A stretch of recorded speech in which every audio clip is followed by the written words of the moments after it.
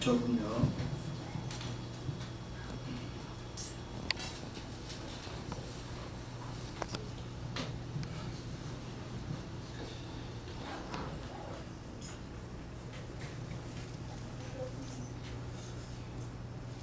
할렐루야. 네. 사랑하는 여러분들, 그동안 주의 평강이 함께 하셨으리라 믿습니다. 오늘 제가 말씀드리고자 하는 본문의 말씀은 마태복음 5장 4절에 있는 말씀입니다. 애통하는 자는 복이 있나니 그들이 위로를 받을 것이며, 이 말씀입니다. 지난번에는 애통에 대해서 말씀을 드렸습니다.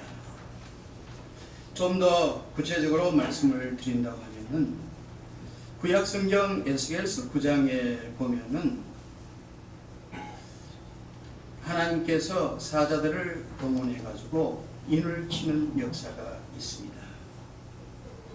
어떤 사람에게 인을 치라고 그랬냐면은 가정한 것을 보고 우는 자에게 너희가 인을 치라, 그렇게 말씀을 하셨습니다. 이 가정한 게 무엇인가, 이 문제가 참 중요하다고 생각이 되어집니다. 세상에는 여러 가지 모습들이 우리가 볼 적에 지금 참 가정하다, 더럽고 추하다, 음란한 것도 가정하고, 세상 명예나 권세나 그렇지 않으면 돈을 사랑하고 그러한 것들 또한 가정한 것이다, 그렇게도 말할 수가 있습니다. 그러나 성경은 총체적으로 이야기하면은 이 가정한 것은 짐승의 형상입니다. 이 짐승의 형상, 다른 말로 하면은 하나님께서 이렇게 말씀하셨습니다. 이 시편 49편 20절에 보면은 너희가 종교에 처하나 깨닫지 못하면은 짐승과 같다, 그런 말씀을 주셨습니다.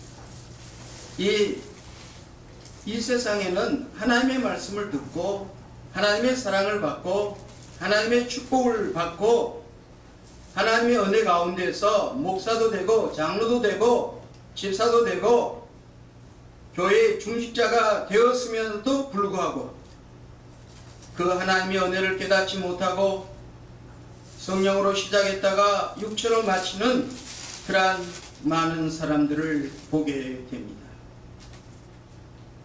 깨달음이 없는 사람, 그 사람이 바로 가증하다, 짐승과 같은 사람이다, 성경은 그렇게 말씀하고 있습니다.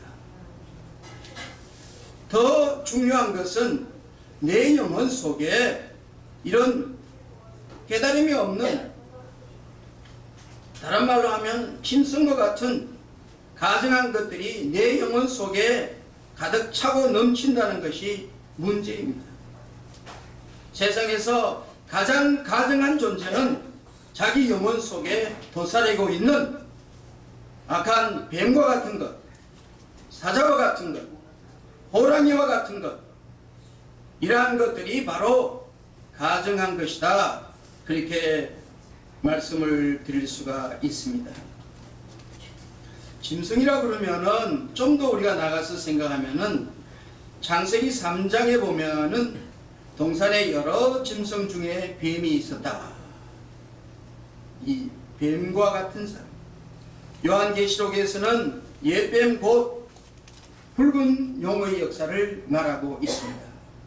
이러한 것들이 바로 가증한 것이다. 내 영혼 속에 적그리스도적인 모습, 내 영혼 속에 악한 마귀와 야합하는 그 모습, 그 자체가 가증한 것이다. 자신의 영혼의 심령을 보고 애통하며 회개하는 그 사람에게 하나님께서 인치라고 그렇게 말씀을 하셨습니다.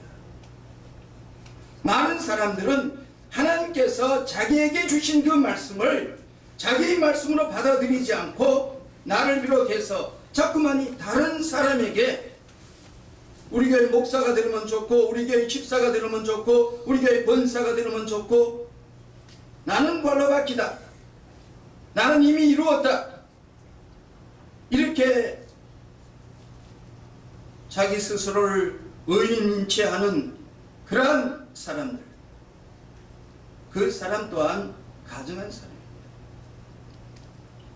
그래서 어떻게 하든지 이 에스겔서 9장에서는 가증한 것을 보고 우는 사람에게 하나님께서 인치라고 그랬습니다.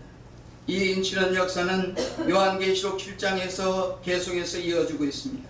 거기에는 12지파 이야기가 나오고 있고, 각 지파마다 12,000명씩 그렇게 해서 소위 말하는 14만 4천에 이르는 숫자를 말하고 있습니다.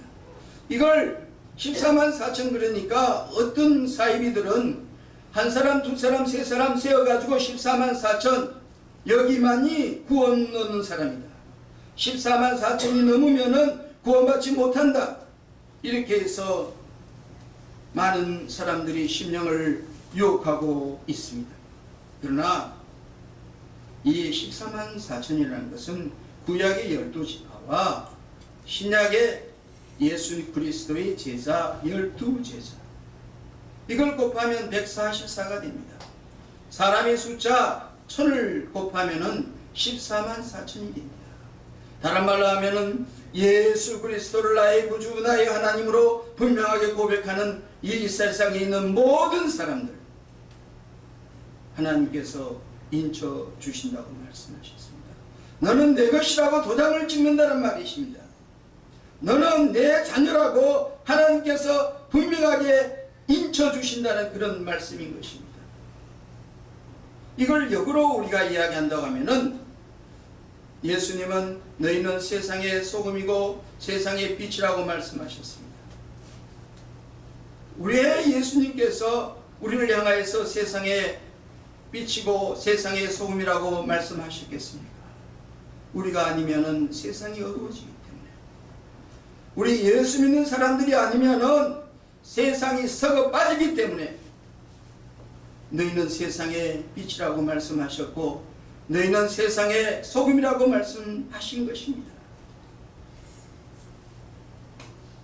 그래서 우리가 예수 그리스도 안에서 소금이 되고 빛이 되는 것은 이 세상을 구원하기 위해서 오신 하나님의 뜻, 예수 그리스도의 뜻을 이어가는 것인 줄로 믿습니다. 사랑하는 여러분, 여러분들은 세상의 소금이라고 믿습니까? 여러분들은 세상의 빛이라고 믿습니까? 소금은 물에 들어가서 녹아져야 됩니다. 형체도 없어져야 됩니다. 단지 짠 맞는 매뿐입니다. 빛은 그 비추이는 광도의 만큼 세상을 밝게 할 수가 있습니다. 많은 사람들이 이렇게 말하고 있습니다. 세상 사람들이 교회를 걱정하고 있고 예수 믿는 사람들을 걱정하고 있다고 말하고 있습니다. 예수 믿는 사람이 세상을 걱정하고 세상에 빛이 되어서 앞길을 인도해 줘야 될 텐데 그러지를 못하고 있는 것이 참으로 안타까울 뿐입니다. 이것 또한 가증한 것입니다. 오늘 마태복음 5장 4절에서는 분명하게 말씀하시기를 애통하는 자는 복이 있나니 저희가 복이 있나니 그들이 위로를 받을 것이라고 말씀하셨습니다. 하나님의 위로. 이 위로라는 말은 헬라어로 파라칼레오라는 말을 쓰고 있는데 여러 가지 의미가 있습니다. 소원하다, 초청하다, 권하다, 훈계하다, 격려하다, 예언하다, 강구하다, 이런 의미가 있다고 합니다. 예수 그리스도께서 우리를 권해주고 있습니다. 위로해주고 있습니다. 격려해주고 있습니다. 너희가 세상에 빛이 되고 소금이 되라고 그렇게 예언하고 있는 그러한 모습이라는 것입니다. 사랑하는 여러분, 여러분들은 여러분들 자신을 위해서, 또한 여러분들의 자녀를 위해서, 이 나라와 이 민족을 위해서 돌을 던지기 전에 먼저 애통하는 자, 이 애통하는 자가 먼저 될 수 있기를 주의 이름으로 축원합니다. 그리하여 하나님의 위로, 하나님께서 여러분들을 너는 내 것이라고 인치는 그런 놀라운 은혜가 있기를 주의 이름으로 축복합니다. 감사합니다.